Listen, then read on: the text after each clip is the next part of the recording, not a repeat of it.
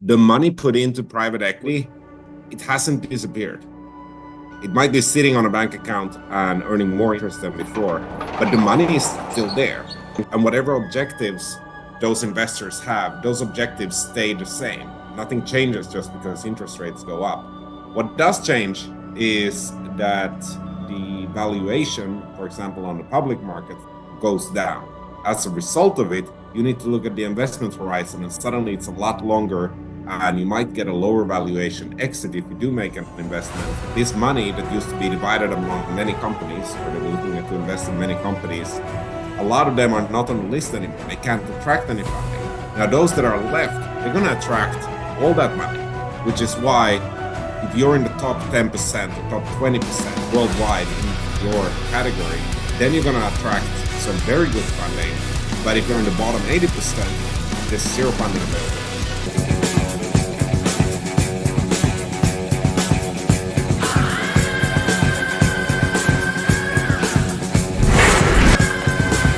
Welcome to Straightfire VR, the vacation rental world's disruptive, informative program. Our guest today, no money. Marcus Räder is the founder and CEO of Host a Toronto, Ontario-based technology firm. Joining him today from Columbus, Ohio, is a fellow founder and CEO of Stretchbill, Matt Golis. And money and tech make the perfect marriage in San Francisco, where we're joined by Oppenheimer's managing director, head of travel tech banking, Roopak Pati. Steve Milo, our host and CEO and founder of V-Trips, is ready to open up the credit line of fire. Steve, when you're ready, cash in on the topics. Hey, welcome to another edition of Straightfire VR. Thank you, Heather, for putting this together. And I've got three great guests, and I want to get right to it. I want to start with Marcus. You know, one of the things we heard just recently is we heard a Vacasa earning call where they talked about gross booking value being down 19% in the fourth quarter, which was a pretty dramatic decrease.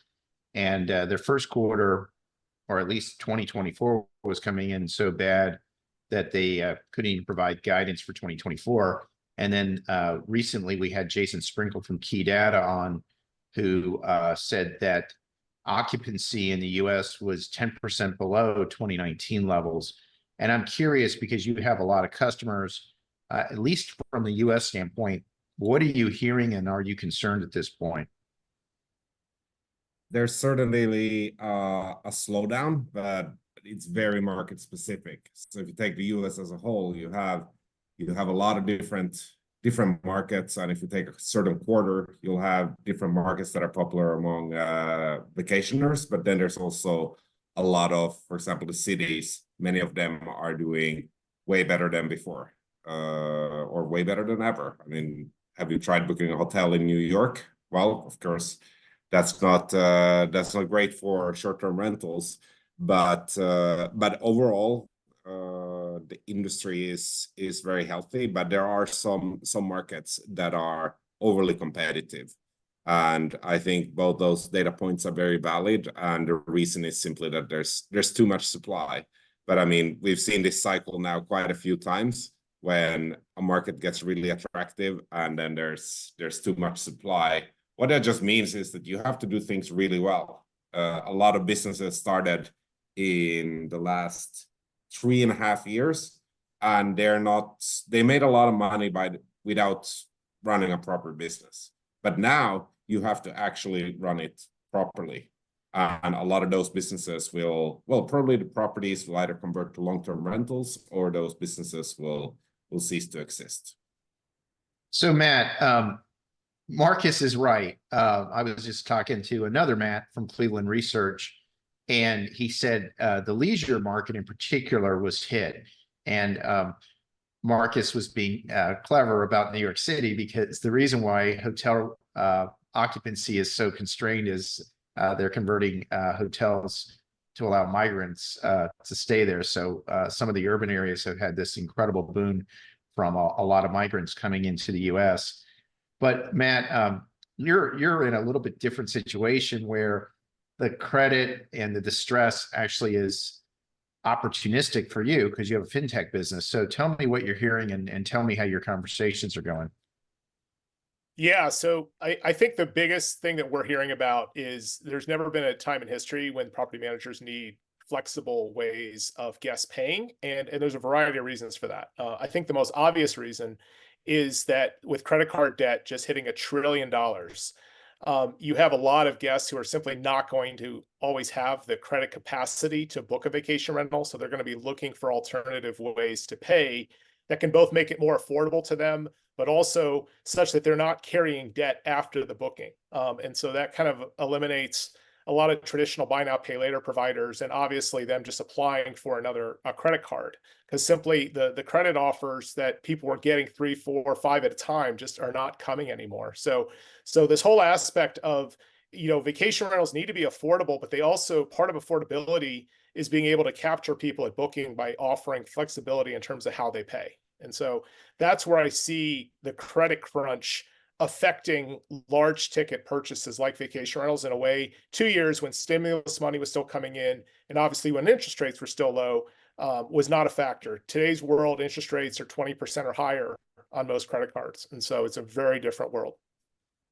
Yeah, so I wanted to have Roopak on because I think what's interesting is kind of the transformation that Matt was talking about within this industry. So here we have Marcus, his company raised 185 million just in 2023. Matt, you did an angel round in 2023. You're kind of on the beginning stage.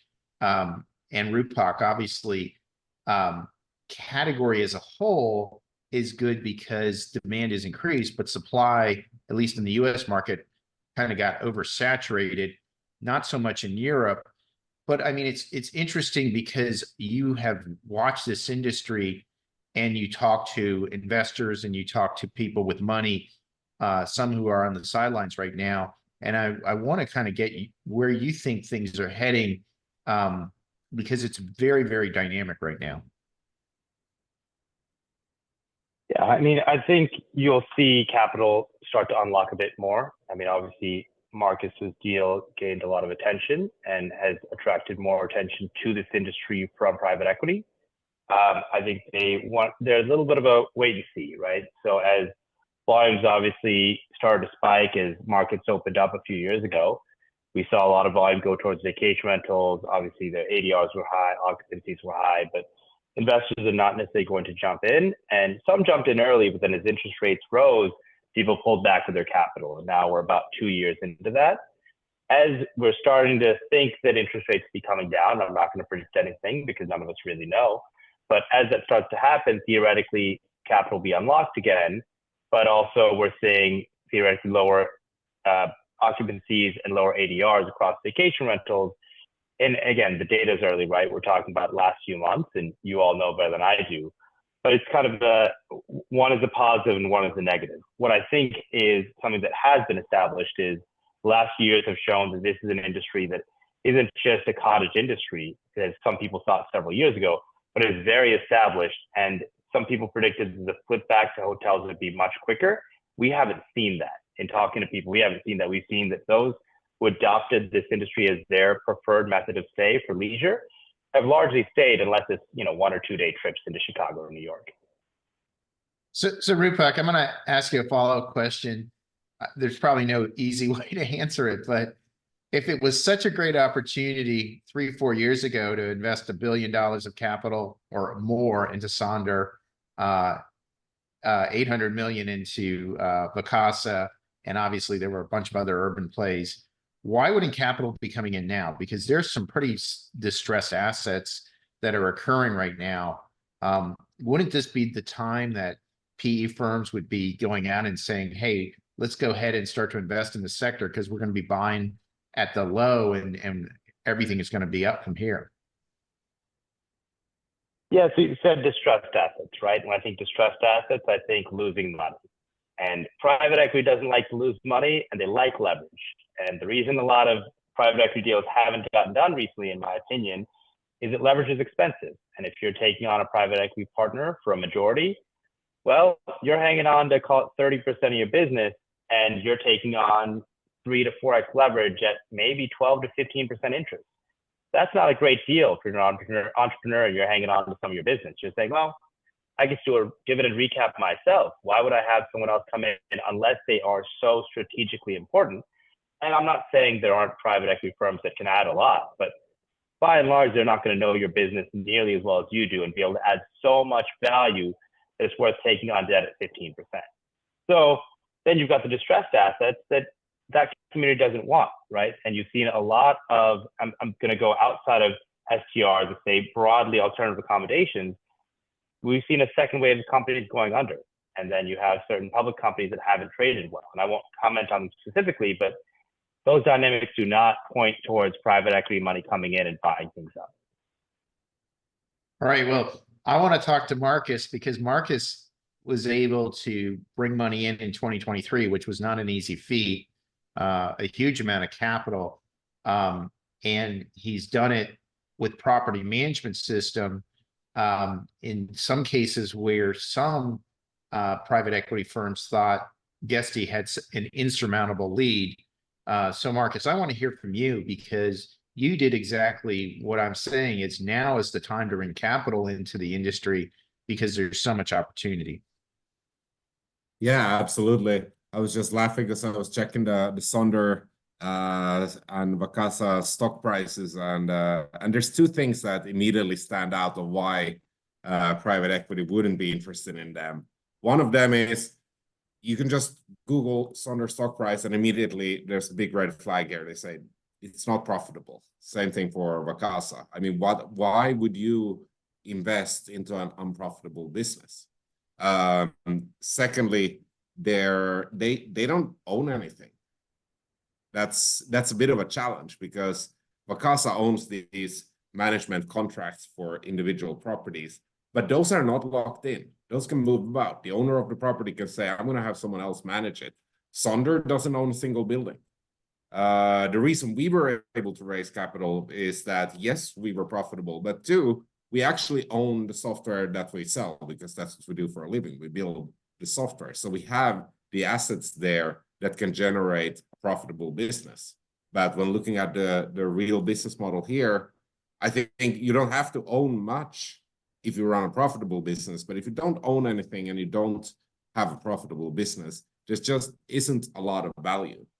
And I think basically what happened last year, and the reason we were able to raise so much is that the money put into private equity, it hasn't disappeared. It might be sitting on a bank account and earning more interest than before, but the money is still there.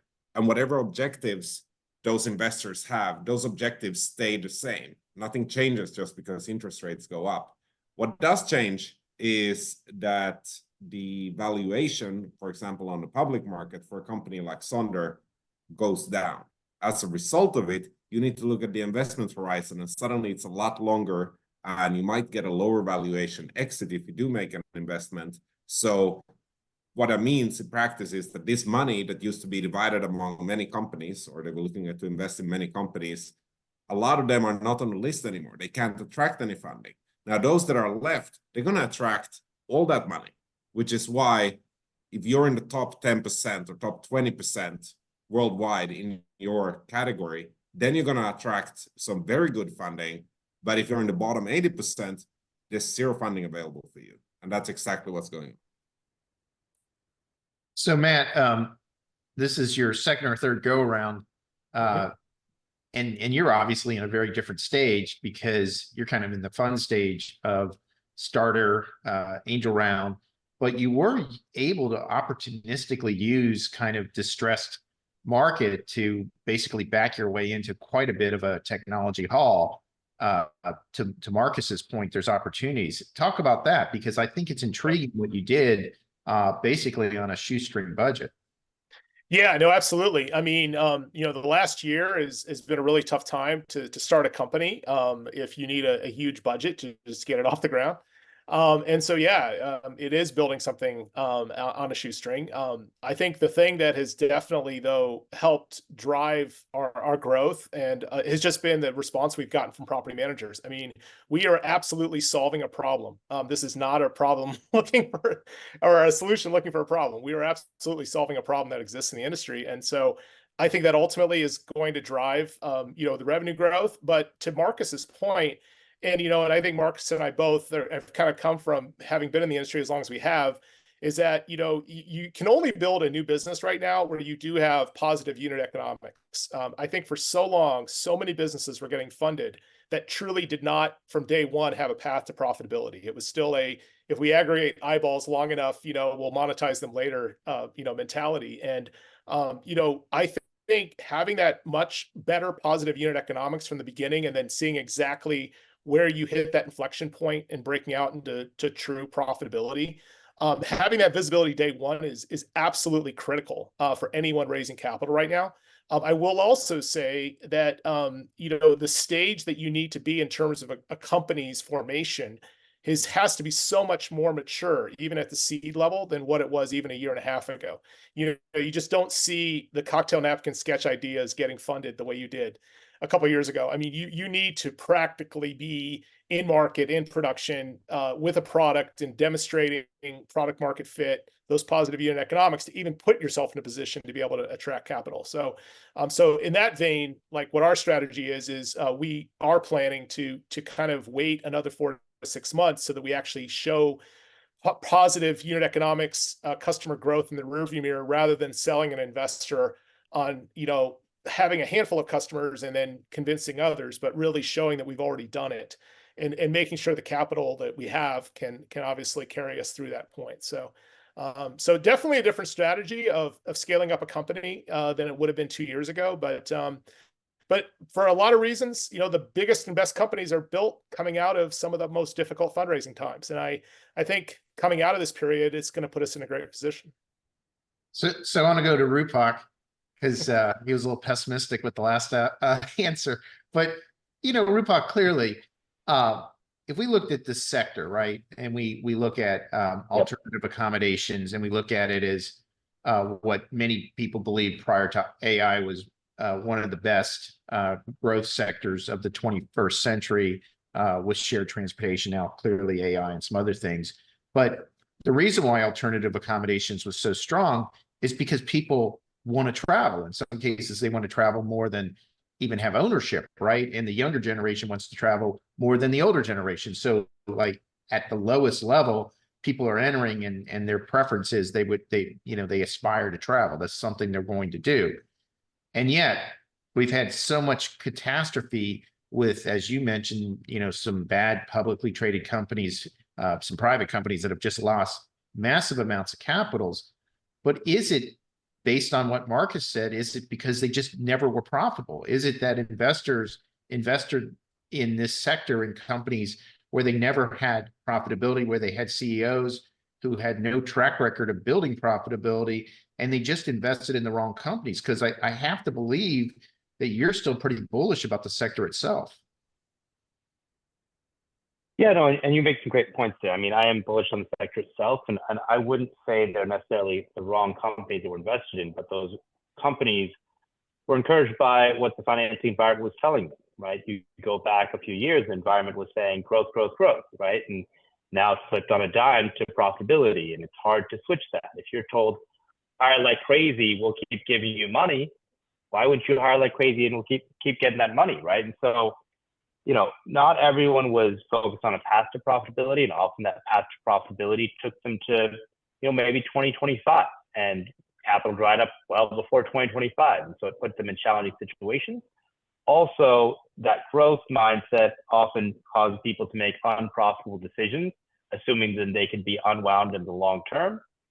On the lease side, certain businesses signed leases that were not going to be profitable. Unit economics didn't make sense, but it is a way to show growth. And so what has happened more broadly is people said, well, you can't just focus on revenue. You have to focus on margins. You have to focus on profitability.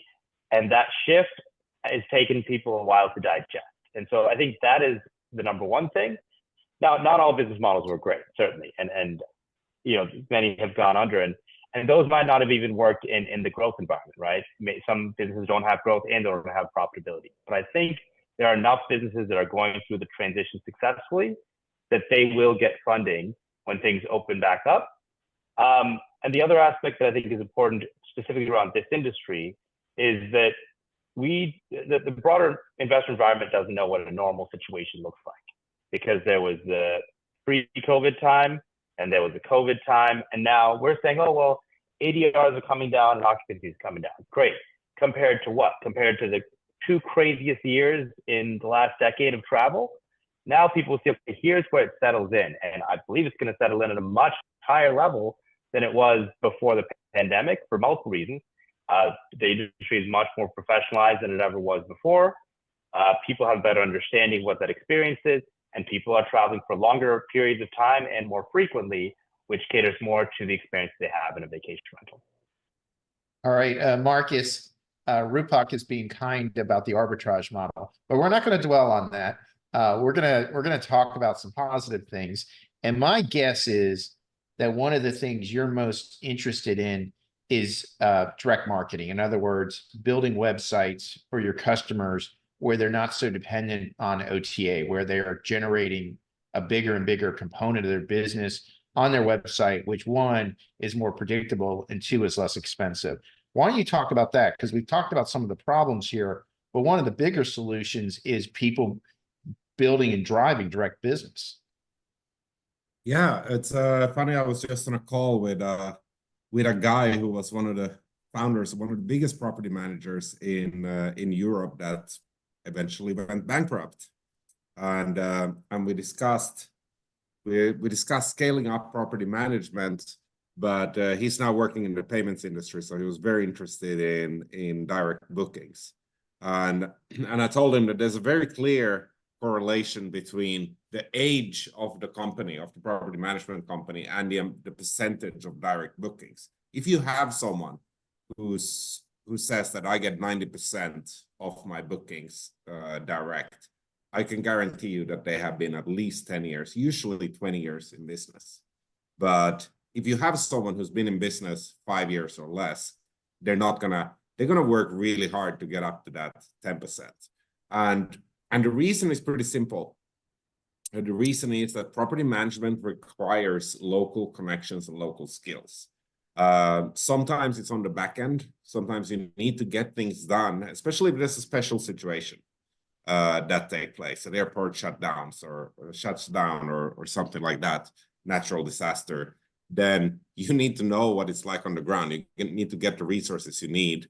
But second, what's happening in the travel segment is that there's I like this term. It came up during the pandemic. It was called a K-shaped recovery.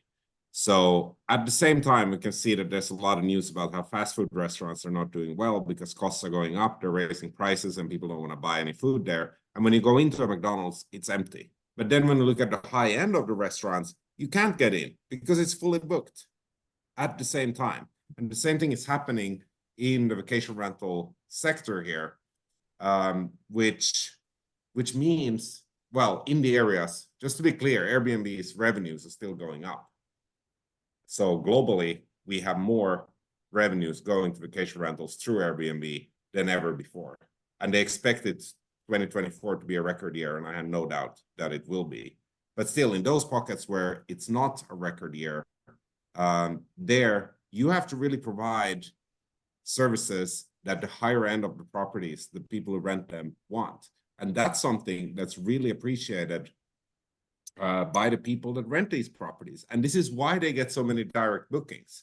It's quite easy to know, who's, I don't need, when I talk to property managers, I don't need to ask anymore about what type of properties they have. If I already know the location and I ask how many % do you get direct, I can tell you that if they have 90% direct bookings, each one of their properties is worth at least 1 million, or in some market 2 or 3 million.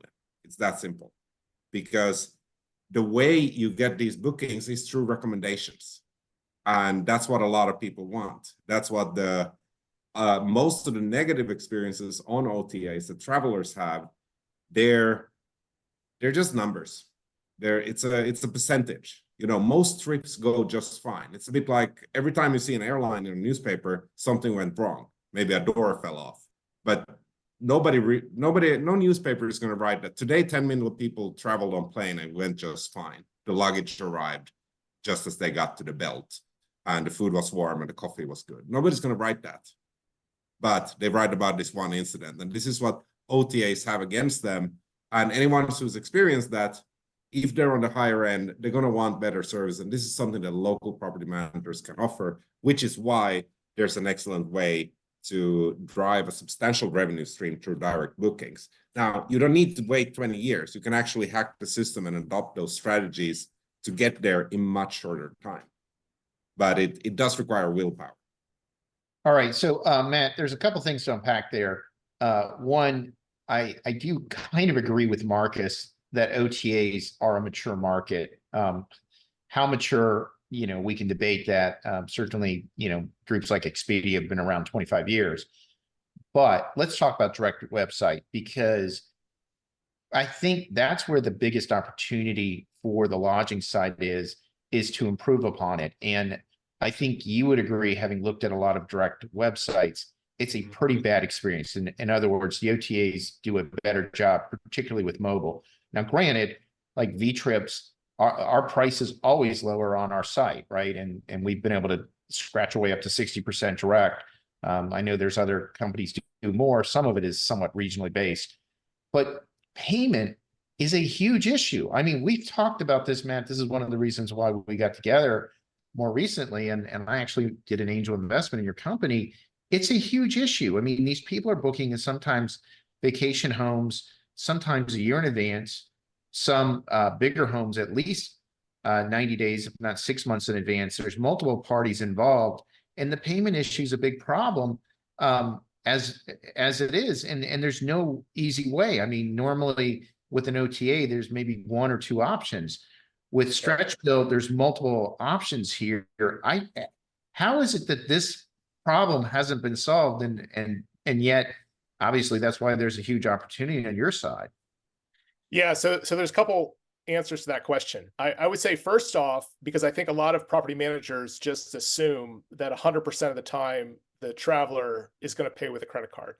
And so I think because there has not been a lot of innovation on the credit card payout experience side for a direct booking site, a lot of them haven't been touched in many, many years. So to your point of what's the user experience like, I mean, I've told property managers, I mean, if they invested as much on the direct booking experience as they do on SEO and, you know, mining data around ADR rates, I mean, they would absolutely get better conversions with direct bookings. But it seems to me that because credit cards historically have been the only payment method, there hasn't been a lot of investment to make that booking experience better. So that's certainly one part of it. The other part of it is that if you look at the OTAs, you know, we need to be at least at parity as a property manager to provide payment methods that are at parity with what the OTAs are providing. So right now, you have OTAs providing both cards and buy now, pay later options. Some of them do offer flexible payment options, but as I mentioned, most property managers on their direct booking sites is credit card payment only. In certain cases, they may require them to pay the entire booking in full, even if it is many months out. Some are obviously adopting paying half now and half 30 days before arrival. But again, the issue is from an affordability perspective, the guest is looking for ways to make the cost at booking as low as possible, but also in a way that they're still paying the booking before arrival. And again, not coming home to those 20% APR rates for credit card debt that they would today versus a couple of years ago. So I think the answer is, how do we make it a priority when these property managers are revisiting what's my direct booking experience like? It's not just about having great current pictures. It's not just about having an accurate calendar. You know, the ultimate last mile of how you pay is just as important. Roopak, I'm sure you enjoy listening to suppliers to hear different stages, but that are doing incredibly well as they move forward. However, obviously, I'm a property manager, and I'm curious because one of the things I heard a lot about, a little less so in the last 6 months was this convergence of OpCo and PropCo, right? So, not only do you have alternative accommodation, that whole component for the 21st century, but then you have people with money wanting to allocate money into PropCo properties, actually vacation rental assets, because of the asset class, particularly in the US, particularly as a divestment. If they're in foreign countries, they can divest in US real estate, but they want cash flowing, they want income producing cash flowing properties. So my question to you is back to, what is it going to take in this market to get the capital to come in? Because we have companies in Europe that make a tidy little profit. Not saying you looked at the Aways book that was pulled back, but I certainly heard, at one point they were looking for a valuation of probably over 2 billion, that they made quite a bit of EBITDA. Sykes said they've made 70 million pounds. I mean, there's some companies out there in this space that are making some sizable EBITDA. US market is super fragmented. We know that some companies like Highgate have entered the space in the PropCo component. Others have been buying stuff up silently. But, in all cases, you still need an OpCo to operate these assets. And it seems to me at some point there has to be a convergence between the two. Yeah, we hear about it frequently, and we usually hear about it from various OpCos who want to add a PropCo, right? It makes sense. And if you're looking at cap rates, well, you imagine that you can get higher cap rates by utilizing it for vacation rentals. I mean, I think that's the thesis that is pretty widely held. And I mean, you see many large mega funds on the private equity side buying up real estate primarily for longer term rentals. Why wouldn't they utilize those and get greater yield of short term? I think it makes a lot of sense. I think we're lacking in enough good examples, and everyone likes to see it done before and then follow along, right?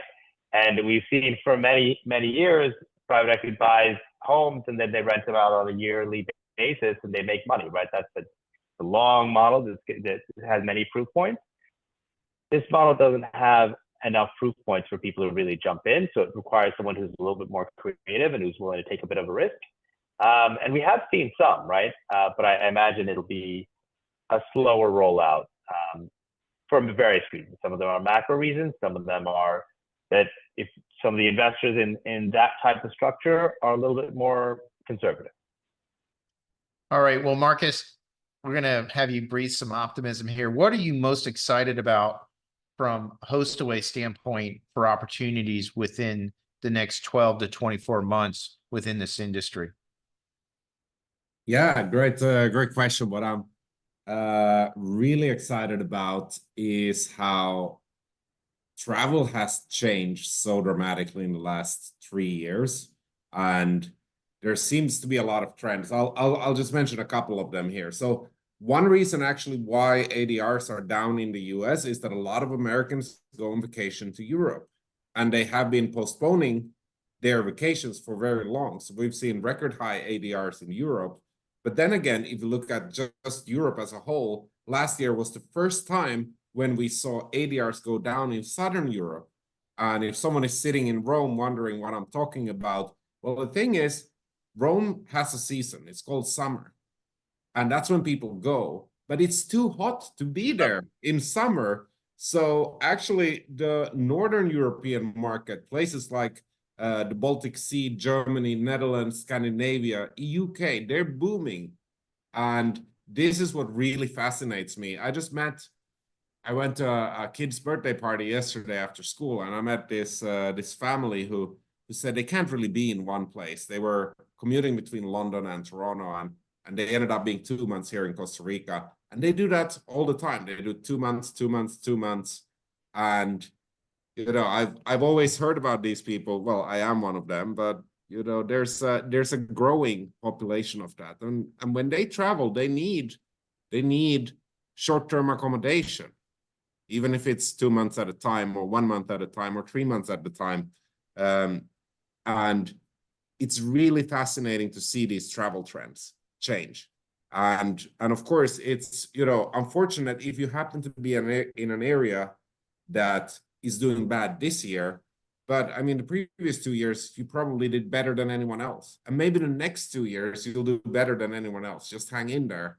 But this is extremely fascinating. Working from home, digital nomads, how travel demand is changing from a consumer point of view. And this is really important for property managers also to understand that, you know, the needs of the travelers, for example, the reason why they're traveling is changing. So they need to adopt and they need to accommodate that in their marketing, in their sales pitch, maybe in their terms. Matt, you mentioned that payments aren't always great on direct booking websites. I just met a property manager here in Tamarindo, and they asked, okay, what can we do to get more direct bookings? So I said, you know, I checked your properties on Vrbo, on Airbnb, and on your website, and I tried to book one, and I found out that you got some pretty flexible cancellation terms on both Vrbo and Airbnb, but on your own website, I have to pay 50% upfront, and then if I can't make it, I never see that money again. And they quickly realized that, oh, that's why we're not getting direct bookings. Yeah, the cancellation policy matters. That's what people are looking at. And that's not something they were looking at 2 years ago. 2 years ago, they were looking at, we want to go here for vacation. We haven't been in a long time. Now we're going to go. And they book whatever's available. And they don't care about cancellation terms because there's no plan B. Well, Matt, once again, Marcus is bringing a couple fascinating points. So we've had this internal debate as well. Why are our policies stricter on our own direct site versus having more moderate cancellation policies on Airbnb and HomeAway/Vrbo?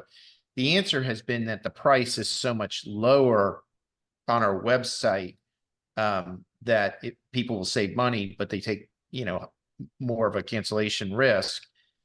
The question is, how can we, and of course it's development costs, come up with two different policies? One where you get flexible cancellation policies, but you pay a little bit more. One also, you know, you get a lower price, but the cancellation policy is less. But this goes back to also the European market versus the US market, and just what the cycle has been, that there's just been a ton of US travelers outbound to Europe, not as many international travelers inbound to the US because of currency issues. Even so, it certainly presents an opportunity again for those companies, whether they're in the US or Europe, because we're talking about flexibility of payment, flexibility of cancellation, flexibility of deposits. All of that is how, you know, we have a great product. How do we encourage consumers and give them maximum flexibility to book these properties, particularly direct on our website? Absolutely. Yeah. And that's the whole thing is coming back to that direct booking experience. What can you offer as a property manager that's really differentiated from what they would get had they booked the same property through an OTA site? So there's services beyond, again, just offering flexible payment schedules. There's making it easy, for instance, for people who are traveling as a group to be able to split the costs. This is something that has never been solved well by OTA sites, where, you know, the dynamic of the booker taking on all of the financial liability and then having to collect after the fact by Venmo or Zelle from all the individual parties.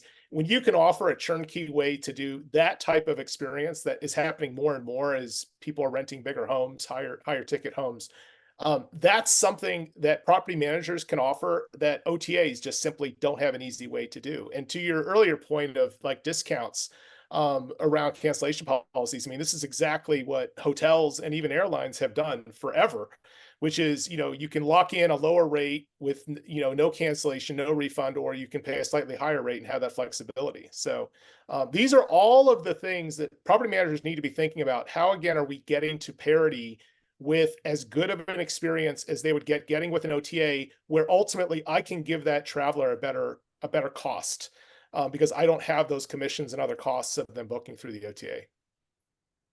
Okay, so I'm going to ask you the obligatory AI question, because a company in the buy now, pay later space, Klarna, makes a lot of noise, said that he had put a freeze on engineers and because he could use artificial intelligence in the future.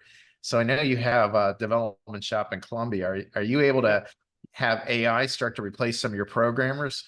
No, not at all. Not at all. Because what we're actually learning about is in our case, it's more of a platform. So we are finding new ways that we hadn't even envisioned of people using flexible payments in ways that we had never even thought of. So in that vein, it's not a matter of automating a lot of the same task that would normally be done by just scaling up with engineers. And in fact, where I see a lot more of the AI automation, and I think in the Klarna case, he's probably ultimately talking about in the customer service department. I mean, the amount of automated, total, here's, our parting line of how we're going to make you go away if you've got a dispute or you've claimed fraud or something else, and it's just automated messaging. That's clearly AI in many cases that would have a couple of years ago been a human. But no, I don't think in terms of engineering, I mean, there's too much problem solving that goes into how you do integrations, how do you make these things work when you've got different parties involved. It's going to be really hard to AI automate that. It's the customer service side. It's how do we support existing customers who have an existing transaction that we can use AI to basically give them what we think would be a solution to the problem, but probably isn't. So Roopak, I'm sure this is the question you get asked every day, week, which is AI sector by sector, right? So, Airbnb publicly announced they'd acquired an AI company. Have you started to see companies within this hospitality space who have something regarding AI that excites you, or you think, hey, this could really be dramatic, one, for them, and then two, for the hospitality industry, either on the front part where Matt's talking about customer service, concierge, whatever, or on the engineering side, or something that I'm not even thinking about right now? Yeah, we do hear about it a lot, and we get questions about it a lot. Where is it going to have an impact? And we don't hear about as much on the, hey, can we replace our engineers? Can we reduce our development costs and that side of things? We hear about it much more on the trip planning side.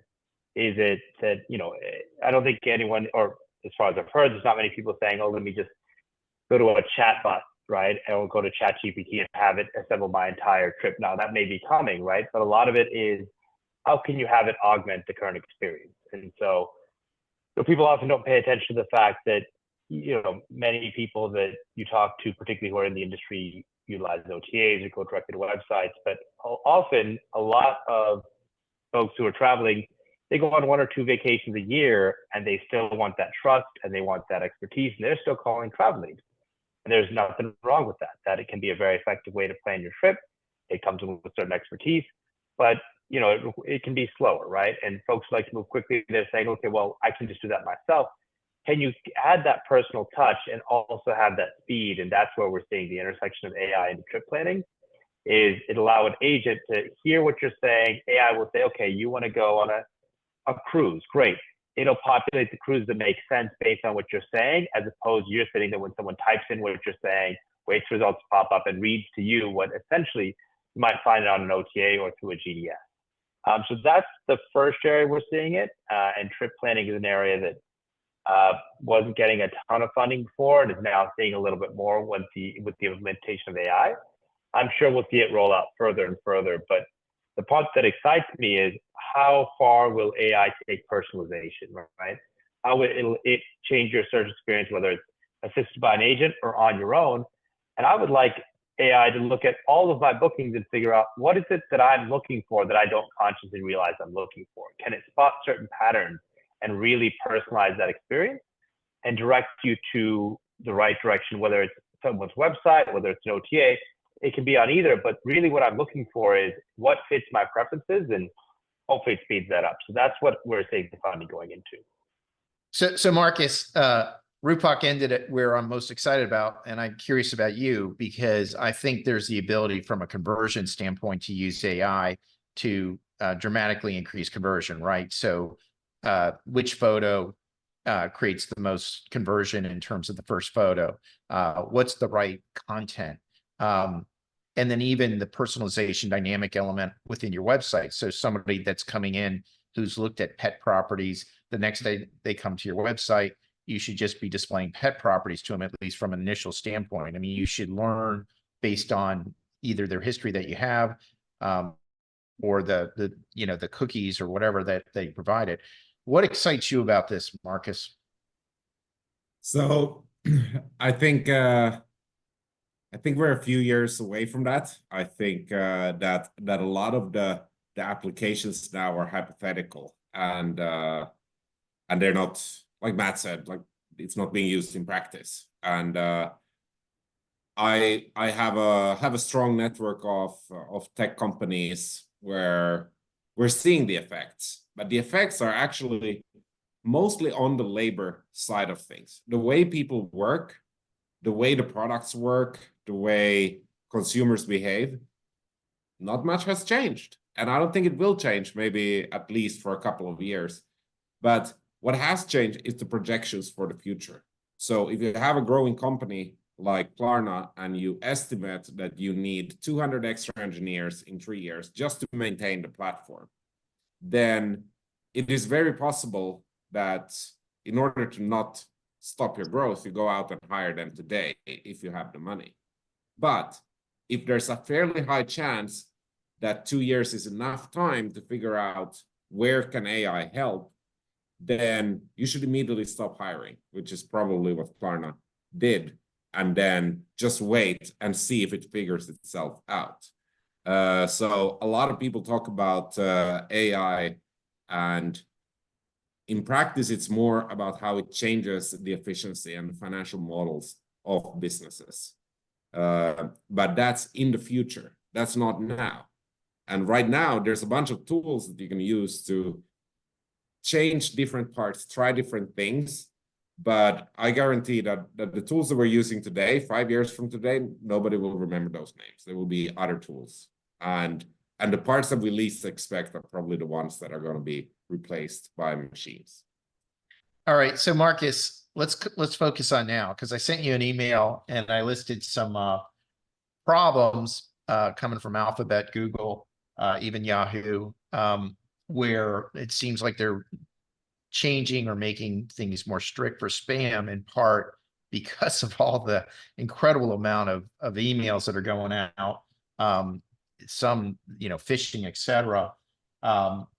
They've moved everyone to enhance conversion in terms of tracking, cookie consent, on and on and on, all aimed at trying to weed out suspicious, phishing or fraudulent type stuff, which is getting easier and easier with AI.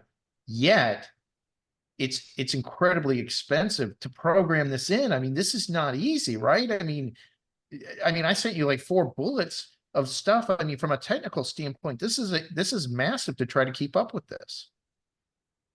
Yeah, it is, and but it needs to be broken down by teams. So our marketing team is, of course, on top of this, but there's usually, when there's technological advancements, there's I'm not gonna, this is a family friendly podcast, but there's 2 industries that always go above and beyond. One of them I won't mention, and the other one is organized crime. So where we can expect AI to be adapted the fastest is, of course, scams, phishing, places where a lot of desperate people and a lot of organizations who don't need to follow the law, where they can take advantage of this. And this is the big tech companies' backlash or reaction to that, to prevent liability for themselves.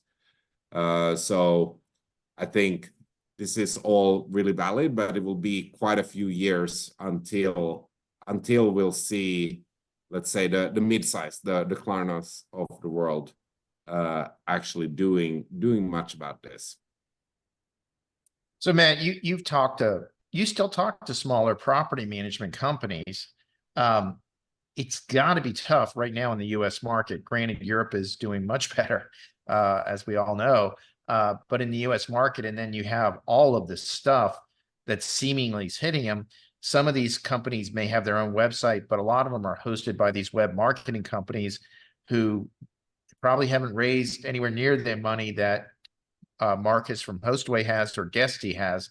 how are they going to manage this? Because literally, if they get if they overdo the spam, their emails don't go out. I mean, the conversion tracking stuff is a big problem because if your site isn't seen as a good site, Google will flag it as suspicious. I mean, this is big time bad problems. Oh no, it's big time, and it's also big time budget too. I mean, for a small property manager, I don't know where they're going to find the budget to say, hey, I already have just this much money to build a better website, let alone how I'm going to stay compliant with all of these new rules to suffice what Google's making me do. So no, I mean it is a big problem. You know, now I do see it as an opportunity for those web marketing companies, right? Because this is now new consulting revenue for them because they're having, you know, they have an opportunity to bring a product to market that helps get their, you know, their clients compliant. But I can tell you, you know, just seeing the email as we're obviously reaching out to property managers, you know, the number of times the deliverability, which never was an issue a year ago, is now becoming a real issue. People that we think who we've had a pre-existing relationship not receiving emails that are getting flagged as spam, but also how do you prove that you've had an acknowledged relationship with an existing customer or someone who's come through your website if it's not the way that Google wants it to be, right? So there's a lot of issues with this because, you know, the old days of, hey, I can just get an email list and I can blast it out to a bunch of prospects and hope that they'll book my property. I mean, those days are gone. I mean, there's so many hoops that people have to jump through to prove consent to not get in trouble. So it's quite an issue. Marcus definitely has something to say. Go ahead, Marcus. I think this is great. It's just very fascinating when you think about it, how GDPR came into effect in EU about 8 years ago. And that's basically the government saying, hey, you know what? Companies out there, you can't figure it out. Now, here's an individual. Here's actually 500 million individuals. We're going to protect their privacy. But if they don't want to stay private, we're going to give them the choice to share all the private information they want. And that's what they did. And GDPR became a norm. And now we're seeing the ripple effects of that all over the world. Basically, companies are starting to adopt the same ideology that individuals should have a choice of whether they're private or not. It's just funny that now it's in the hands of big private corporations rather than the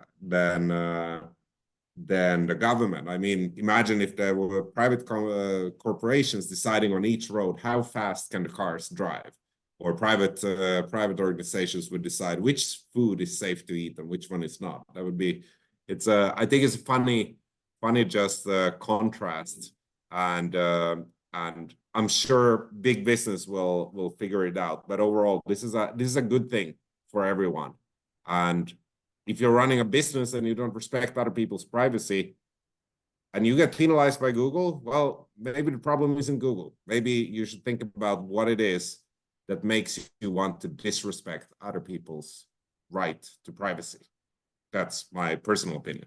Well, but Marcus, we're dealing with a publicly traded company, a vendor. I won't go further than that. They may have some resource constraints to stay in compliance. So, I mean, this level of disruption and cost is pretty sizable, even for companies that are public. And it just seems like in some cases, with the concern of fraud, which a lot of this is triggered by, clearly, I mean, fraud is really the big one, that it's just driving up cost, which is good for the big guy. You just said it, you know, the 20%, this is really good. The 80% not good.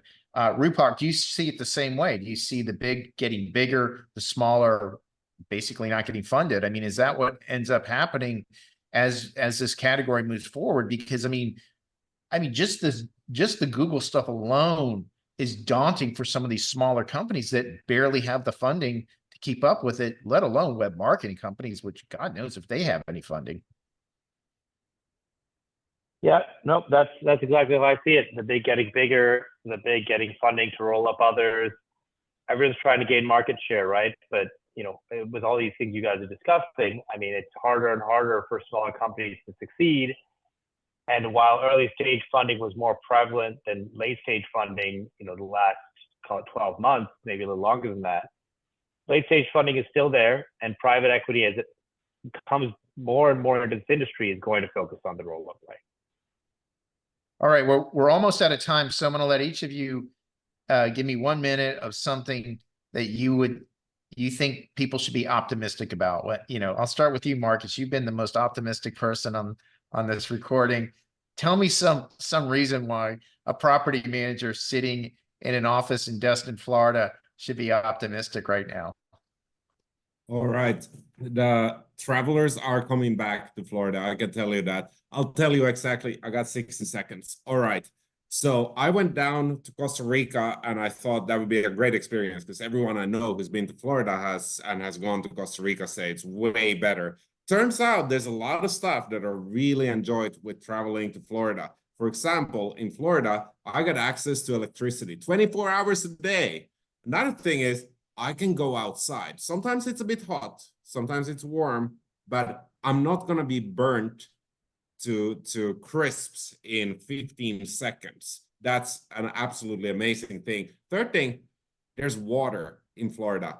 That's really cool. Actually, you can just dig a hole in the backyard and you'll find access to water. There's no water here. Third, there's no forest fires in Florida. So if you're sitting in Destin wondering where the tourists are, they're going to come back. I promise you that. But this year they're in Costa Rica, though. I can tell you that.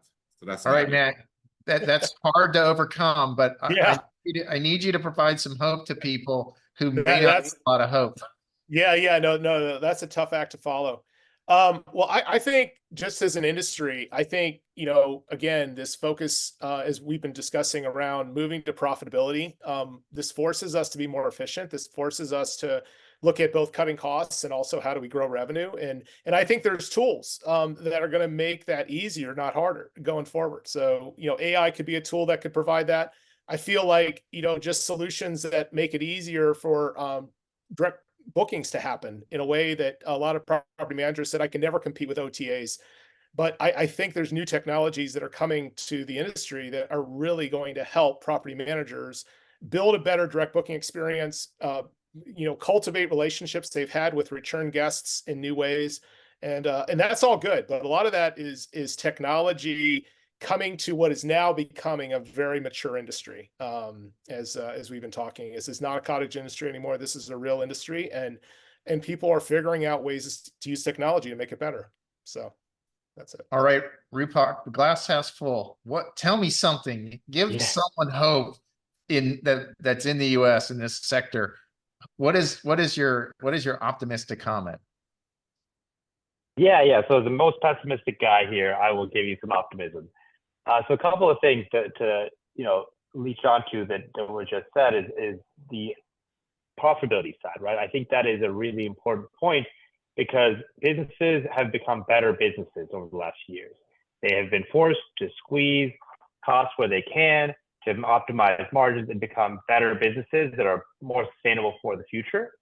I think that's one aspect that we have gone through. We've taken our medicine, and now people are in a better position. That's a great thing. You have consumers who are now dedicated to staying in short-term accommodations when they can, when they're going on longer trips, when they're going with their families, and that's not going back in the bottle. We've let the genie out of the bottle, and that may fluctuate here and there, but it'll still remain higher than it was 5 years ago. There is more demand than ever, from my experience, for professionally managed vacation rental. Early on when people are saying the first one, the second one, and this is coming from someone who stayed in vacation rentals for an entire year and abandoned having a full-time place.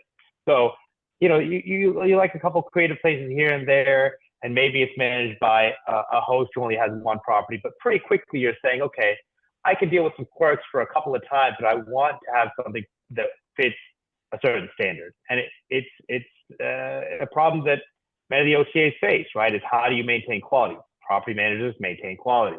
And so as demand shifts towards property management properties, it's going to be growing the businesses of every property manager out there. That's the third thing. And one more for you is that because it's not a cottage industry and because it's been professionalized, money will start to flow, particularly as interest rates finally start to come down. All right. Well, I'm glad we ended on an optimistic note. I don't have a crystal ball. I can't predict when the interest rates are going to go down. Most people say second half of the year. And I do think that will help. But I think there's a lot of opportunity in this space for sure. And I think those who are able to make it through tough times are going to find tremendous opportunity. And we see from Europe how robust the market is. So it's not a sector issue. It may be a US issue, but either way, it's going to be a tough 2024. But I think there's hope that 2025 could be significantly better. All right. Well, thank you again for coming on Straightfire VR. You can go to our website, straightfirevr.com, for previous episodes. Thanks again, everyone.